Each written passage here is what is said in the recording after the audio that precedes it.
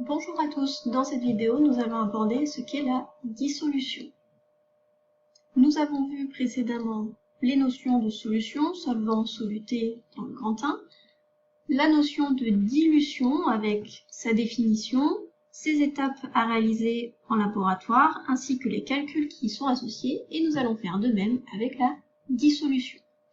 Première chose, qu'est-ce qu'une dissolution? Donc une dissolution est représentée par ce schéma ici. Ça consiste à dissoudre un soluté qui est sous forme solide dans un solvant qui est sous forme liquide. On mélange les deux jusqu'à obtenir ce que l'on appelle un mélange homogène.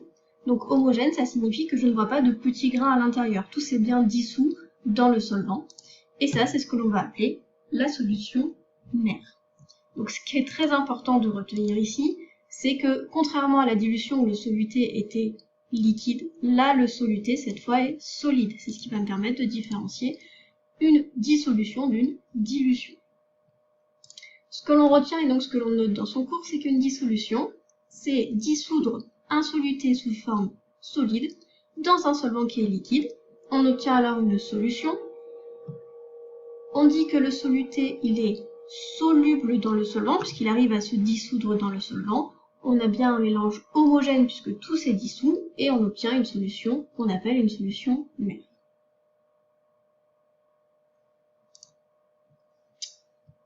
Deuxième question qu'on va se poser sur cette dissolution, c'est quelles sont les étapes pour réaliser une dissolution. Donc, qu'est-ce que je fais concrètement en laboratoire quand je dois faire une dissolution? Donc, vous en avez déjà fait une en AT, on va juste reprendre les notions.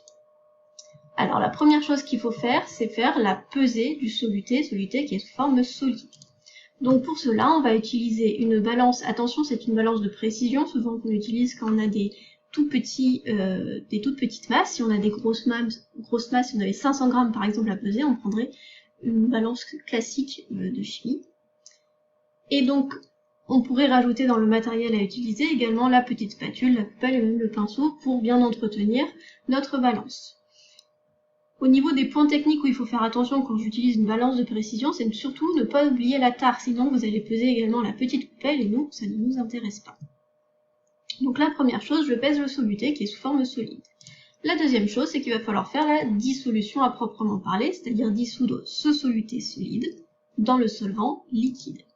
Donc pour cela, je verse mon soluté solide dans la fiole jaugée.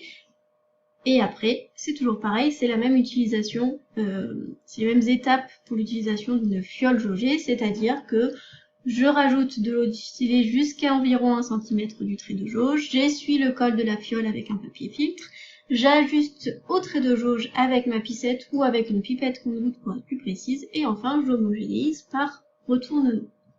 Donc voilà les différentes étapes de la dissolution.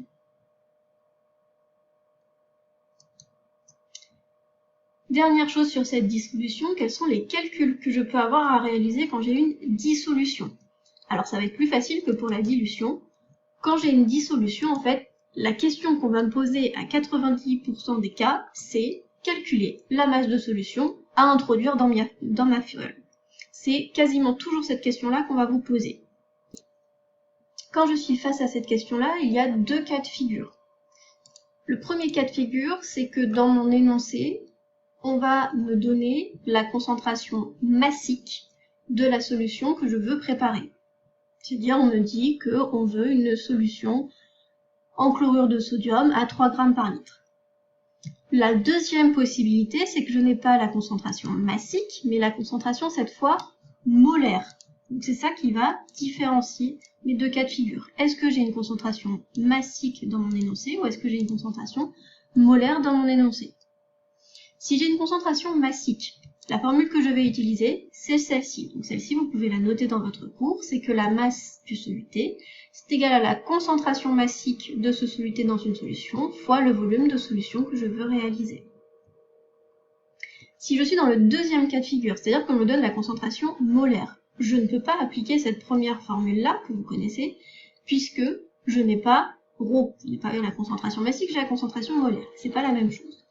Donc, si on me donne la concentration molaire, je vais devoir appliquer une autre formule, qui est celle-ci, que la masse du soluté, c'est sa concentration cette fois molaire, petit c, fois le volume de la solution fois la masse molaire du soluté. Donc voilà les deux formules qu'il faut noter dans son cours et qu'il faut bien évidemment apprendre. J'applique la première quand j'ai la concentration massive dans l'énoncé, la deuxième quand j'ai la concentration molaire dans l'énoncé. Ce qu'il faut retenir de cette vidéo et donc de cette dernière partie du chapitre, premièrement, c'est que la dissolution, ce qui différencie de la dilution, c'est que le soluté, il est solide. Donc je mets un soluté solide dans un solvant liquide.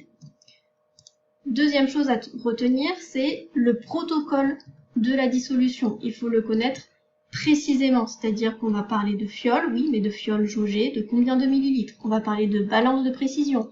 On n'oublie pas de dire qu'il faut essuyer le col de la fiole, etc., etc. Donc il faut bien connaître ce protocole-là parce qu'on peut vous demander de le rédiger. Et la dernière partie, c'est qu'il va falloir connaître les formules qui sont associées à la dissolution, c'est-à-dire la formule M est égale à ρ fois V et la formule M est égale à C fois V fois grand M, et surtout savoir les appliquer. C'est-à-dire que si je vous donne un énoncé d'un exercice, il faut savoir quelle formule je dois prendre à quel moment. Et voilà pour ce chapitre 3, il ne reste plus qu'à s'entraîner avec les exercices d'application.